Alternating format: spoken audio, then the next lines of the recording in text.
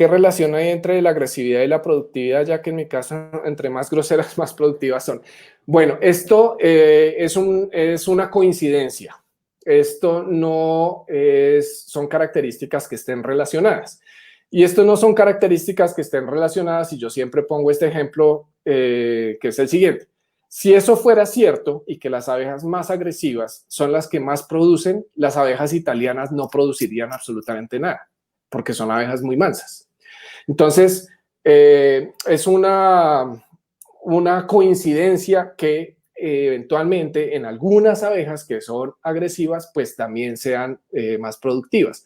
Pero acuérdense que la productividad no está controlada en su mayor parte por la genética, sino por factores ambientales. Entonces puede ser que esta colmena, que es muy agresiva y produjo bastante, pues es una colmena que su reina a nivel fisiológico estaba muy bien desarrollada y que su variabilidad intracolmena era excelente y terminó produciendo más, y pues era una colmena que era brava.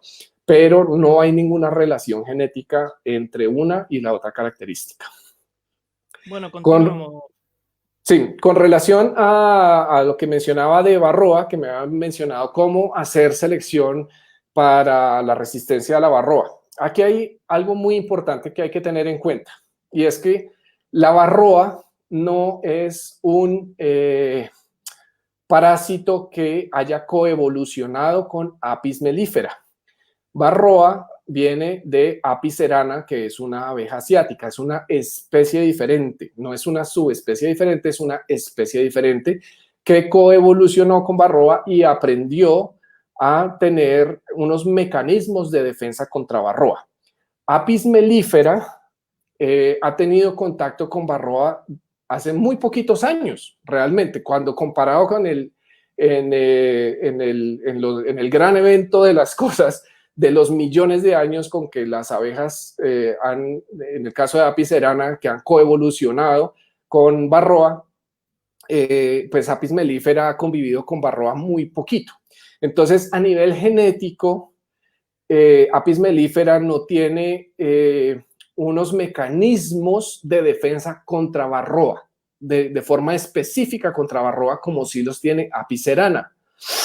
Apis mellifera tiene unos mecanismos de defensa o de higiene para prevenir ciertas enfermedades, y afortunadamente algunas de esas características, como la rápida percepción de una abeja que ha sido contaminada y la remoción, o el grooming, de tal manera que las varroas que están en el cuerpo de las adultas puedan ser detectadas y mordidas y tal, son mecanismos que, digamos, son inherentes a Apis mellifera, pero que no son específicos contra Varroa. Entonces, cuando hacemos selección de estas abejas contra Varroa, estamos seleccionando algunos mecanismos que ayudan a el control de Varroa, pero que no son específicos para eso. Pero el comportamiento higiénico, por ejemplo, que es la detección de pupas o larvas que han sido dañadas, en este caso por Varroa, y la remoción temprana para que la Varroa no alcance a reproducirse, pues hacen con que pues sea un mecanismo de selección. Entonces, para ya responder la pregunta específicamente, si nosotros seleccionamos abejas que sean altamente higiénicas, pues podemos obtener abejas que son resistentes a Varroa. En el caso de las africanizadas en general, ya de forma natural, y precisamente como se dio el proceso de africanización, que fue un proceso muy natural, es decir, no hubo, en ese proceso de la africanización no hubo intervención humana. Hay un proceso de selección natural por abejas que sean resistentes a este parásito. Una vez este parásito les llegó a estas abejas, pues estas abejas rápidamente, las que no sobrevivieron, se murieron, y las que lograron ir sobreviviendo, pues fueron perpetuando también estos genes de esta resistencia. Entonces, básicamente la respuesta es seleccionar abejas que sean altamente higiénicas, o que tengan por algún otro mecanismo de detección sea por la prueba de alcohol o cualquier otra, de abejas que mantengan poblaciones muy bajas de varroa dentro de las colmenas. Perfecto, sigue con el temario que teníamos porque hemos pasado ya muchísimo, así que continuemos para que la gente se quede conforme con lo preestablecido. ¿Te parece, Humberto? Vale, a ver, de las preguntas que yo tengo por aquí, me quedaría una que ya los otros temas creo que los he tratado y alguien nos preguntó si en las abejas existe el nepotismo.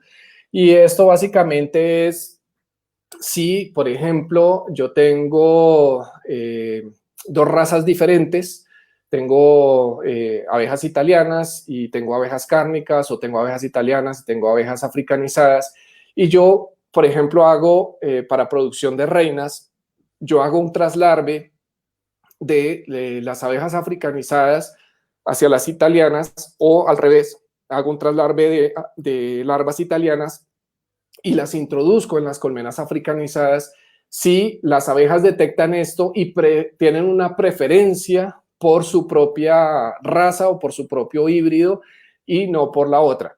Y la respuesta es que ya se sabe que en insectos sociales en general, no solo específico para Apis mellifera, sino en insectos sociales, el nepotismo es muy raro. Lo que sí existe en Apis mellifera es, más allá de intentar seleccionar de su propia raza, es la selección de larvas que tengan un estado nutricional óptimo. Entonces, el nepotismo no existe en Apis mellifera y básicamente en insectos sociales es muy raro. Perfecto, Humberto. ¿Sigo yo con preguntas o quieres Sigue. tú? Sigue si ya han generado algo, porque creo que más o menos lo que yo tenía preparado ya lo cubrí. Giovanni, ¿cuántas y qué características se pueden seleccionar? ¿Puedes mencionarlas? Bueno, hay tantas características como uno quiere. Es decir, yo puedo incluso seleccionar características productivas, que ya lo digo y lo menciono, no lo recomiendo porque depende más del ambiente que de la genética. Pero digamos, pasándonos a características que sí sean seleccionables, pues uno puede seleccionar tantas como uno quiera, porque pues puede seleccionar por mansedumbre, puede seleccionar por comportamiento higiénico, puedes seleccionar por características físicas que por alguna razón sean de interés para nosotros. Entonces, por ejemplo, por el color de las abejas, queremos seleccionar una abeja que sea negra o que sea amarilla o que sea pintada o que sea lo que sea. Podemos seleccionar por ejemplo, a nivel de estudios científicos, seleccionar por el área de la corbícula de la abeja, y entonces quiero seleccionar abejas que tengan un área corbicular mucho más grande, y todo lo que se nos ocurra, cualquier característica que nosotros quisiéramos en nuestra población, pues podemos seleccionar por ella, teniendo en cuenta cuál puede ser la contribución realmente genética hacia esa característica. Todas las características, hasta las productivas, tienen, acuérdense, un control genético y un control ambiental. ¿Qué tanto influye uno sobre el otro? Ahí sí ya depende de cada una de las características. Entonces, en la medida que seleccionemos características que tengan un mayor control genético, podemos avanzar más en los procesos de selección. Seguimos con otra. Arbomiel, ¿la genética en las abejas incide en la calidad y variabilidad de la miel y los demás productos de la colmena? No, esto es puramente ambiental.